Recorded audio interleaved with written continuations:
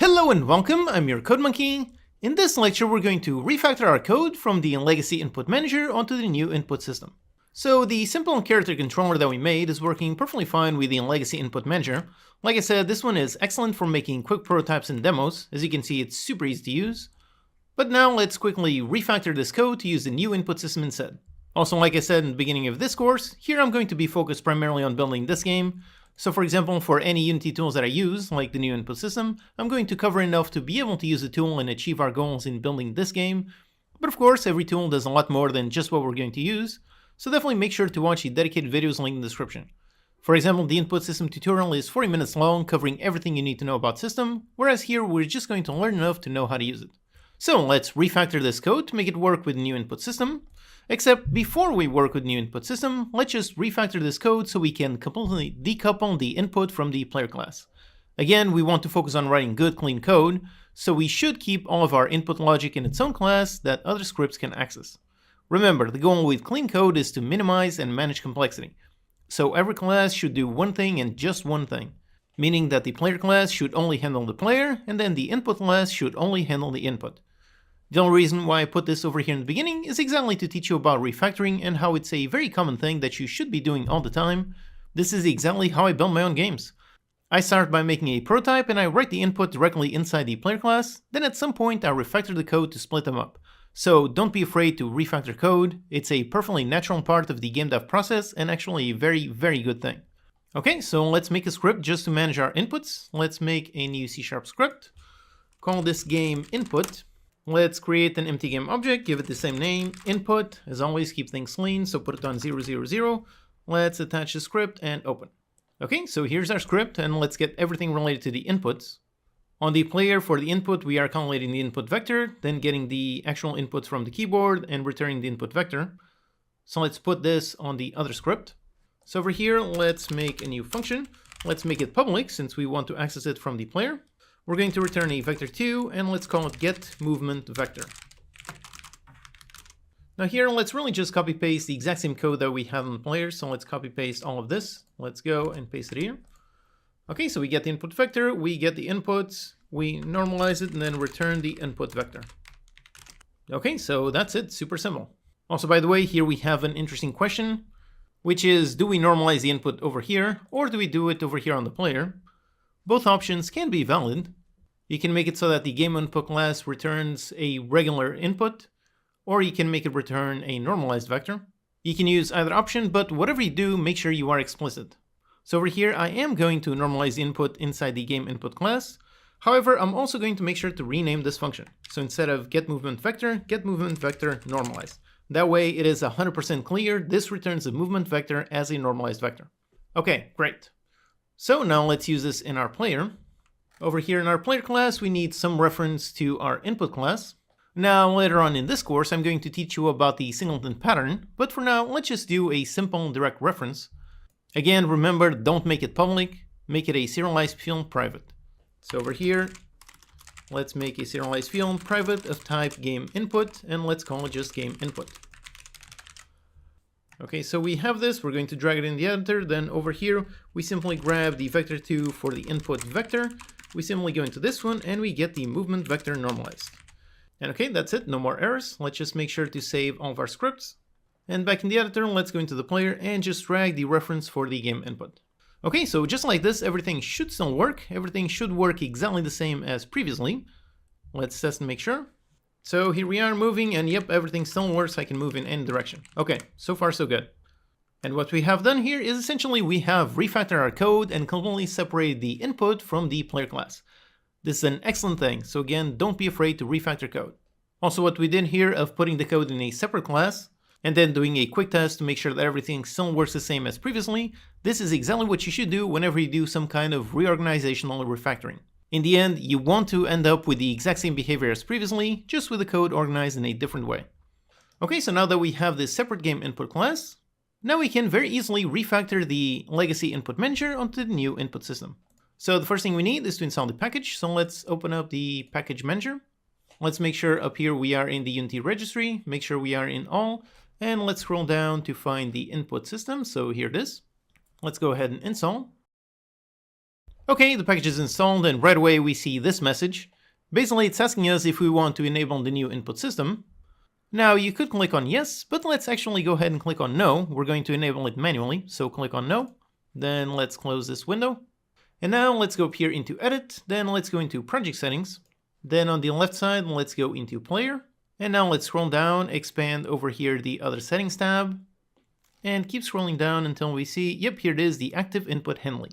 This is where you can select which input system you're using. Basically, if you click yes on that window, it would automatically set this option to use the new input system. So it would only enable that one and completely disable the legacy input manager.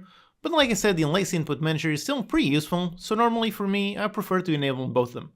So let's go ahead, click on both, and this will restart the editor. So okay, let's go. Alright, the editor has restarted, so now the new input system is now enabled. Okay, so the way that this system works is by creating something called an input actions asset. So on the project files, let's click on the plus icon, let's create something, and let's find the input actions. So we need to scroll down here, so click on the little arrow to go down and find the input actions. Creates this file, let's call this the player input actions. Okay, now let's go ahead and double click on it. And yep, there you go, out pops out the input system window.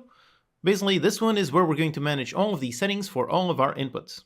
Also, by the way, like I've mentioned, if you're watching this in the future and for some reason the input system got a new update and changed this window, if so, make sure you check the pinned comment. I'll keep it updated with any changes on anything in this course. So over here, we've got the action maps, then we've got the actions, and then we've got properties. Now, action maps are how you can have different maps. For example, one action map would be for the player whilst walking normally, and you could have another one whilst driving a vehicle. Then for the individual actions in each action map, and finally the properties for each action. Again, if you want to learn about the entire input system itself in more detail, go ahead and watch my dedicated video on it. In order for this course to not be 20 hours long, I'm really only going to use enough to make sure that we can achieve our goal. So over here, we just need one action map, so let's click on the plus icon. Let's name this the player. And now for the actions, right away we have a new action. So let's just rename this one. Let's call this action move. Then with this action selected, over here on the action properties, we can select the action type. Again, in the dedicated video, I cover what all of these mean. For movement, we do not want a button. We want movement in multiple directions, so let's go with value. Then over here for the control type, for this one, let's go with a vector 2. And then let's expand our action. Over here, we can see our bindings. However, we don't want this default binding, so let's actually delete this one. Instead, let's click on the plus icon, and over here for the type, first for the keyboard, let's go with this one, up, down, left, right, composite. So this one adds essentially 4 bindings. Let's go ahead and name this WASD. Then for the up, let's select the binding. So over here on the path, let's click on it. Then we can either find it manually over here or click on the listen and now press the W button. Yep, there you go, W. Then for down, let's go ahead and listen S. Then for the left, listen A. And for the right, let's listen D. Okay, great. So with this, our input asset is correctly set up. One thing you must never forget is up here, make sure to save the asset. You can see this little asterisk here. That means we have unsaved changes. Also, alternatively, there's an autosave there. But for now, let's just manually save the asset. Okay, great. So now let's see how to actually use this in our code. There are many ways we can use the input system. One way is by using the built-in player input component. So for example, on the player, we would add the player input. So you could add this one, attach an input actions asset. So this is our player input actions. Then over here, we have various behaviors in order to be able to trigger our actions. But in this course, like I said, I'm going to be using the exact same code quality that I used in my own Steam games. So I will not be using this component. So let's remove this. Instead, I will be using the native C# method. So let's select the player input actions. And over here on the inspector, we see this nice toggle to generate a C# class. Let's go ahead, enable it.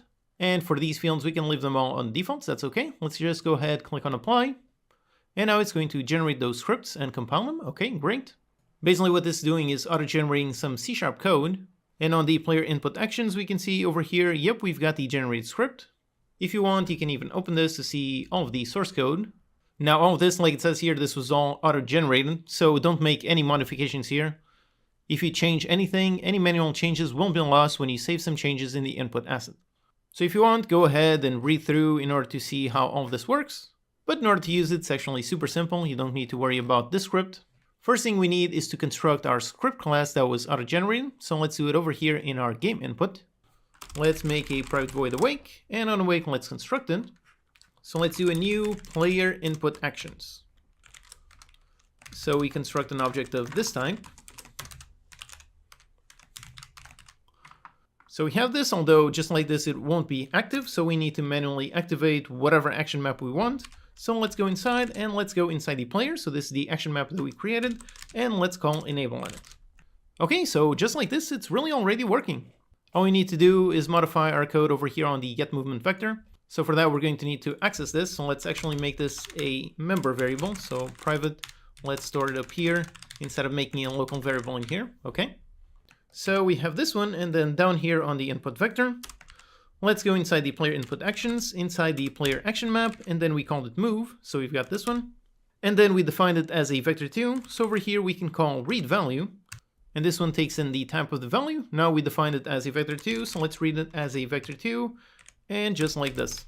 This returns a vector2, which is really going to be our input vector, so let's put it exactly like this, and we can now get rid of the rest of it. Alright, so that's it, and just like this, we should already have everything working exactly the same as previously. So let's just do a debug.log just to make sure. So let's test. So here we are, and the output is 0, 0. Now I press W. There you go, +1, -1, left, right, and all of the ones in between. All right, awesome. So we have the new input system, all of it working flawlessly. Also, by the way, over here, we can normalize the input just like we were doing previously. So we do it over here through code. Or alternatively, we can also go into the player input actions. And over here, there's something called a processor. So you can go into this action, add a processor, and make it normalized. So these processors here can be quite useful. I cover them all in detail in the other dedicated video, but over here, let's stick with making it through code that works just as well. Okay, so that's our refactoring done. With that simple change, we are now using the new input system. So you can see how by refactoring our code to make sure to use the game input class, when we change from the input manager onto the new input system, when we made that change, we did not have to touch the player class at all. The player class just has the game input to get the movement vector and does not care what system it uses to get that. So here we have a very practical, very excellent example of the power of writing good, clean code. Because we separated things correctly, we managed to change something completely and not have to make any changes on any other class. So now that we're using the new input system, let's just quickly see one of the main benefits of this system, which is easily supporting gamepads and more keys. For example, a lot of people like using WASD, but some people also like to use the arrow keys. With this system, that is super easy to add. So let's go into the move, let's add another one. Let's add another one, up, down, left, right composite. Let's call it arrow keys. Then let's just put them. So let's listen on the up arrow. Then over here we've got the down arrow. Then we have the left arrow. And finally we have the right arrow. All right, so we've got all the arrows. And now we don't even need to touch any code at all. Let's just make sure to save the asset, which again, in turn, that is going to auto-generate the C# class and going to compile. Okay, so we don't need to touch any code at all. Let's just hit on play. And now if I move, we're using the WASD keys, yep, still works. And if I go into the arrow keys, yep, also still works. All right, great. Now for another one, let's make it for a gamepad. So I just connected an Xbox controller, and we can see over here on the log, yep, the game did identify it. So this is the new input system in action. Let's once again open up the input actions. And over here on the move, let's add another one. And this time, let's just make it a regular binding. And now over here on the path, once again, if we want, we can go down here and specifically find some joysticks. So you can find any of them, or once again, let's just use the listen. Now I'm just going to move the thumbstick on the controller. Yep, there it is. And now if you wanted, you could go specific and make it just work with Xbox controllers, or you can just use the generic left stick. This will make it work with an Xbox controller or a PlayStation or really anything. So let's go with this one. And that's it, nothing else we need to do. Let's just save the asset and that's it. We don't need to touch any of our code to make our game playable with a controller. So let's go ahead and test. So here we are, and first of all, if I move the keys, yep, still works. Move the arrow keys, yep, both of them works. And now if I use my gamepad, and yep, there you go, everything works perfectly. All right, awesome. So as you can see, this is one of the main benefits of the new input system. It makes handling different inputs really super easily. As you saw, we didn't have to touch our code at all. We just had new bindings, and just like that, our game is playable with all kinds of inputs. So here you can really see just how powerful the new input system is. Okay, so with this, our basic character movement is working great. We can walk around, everything looks great. Now in the next lecture, let's apply some collisions to our player.